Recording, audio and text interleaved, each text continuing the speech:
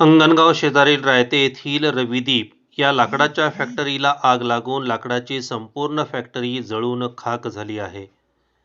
फॅक्टरीच्या गोडाऊनमध्ये 30 ते 40 जण अडकले होते. मात्र वेळीच प्रसंगावधान राखल्याने मजुरांना शर्थीने प्रयत्न करून बाहेर काढण्यात स्थानिक नागरिकांना यश आलं आहे.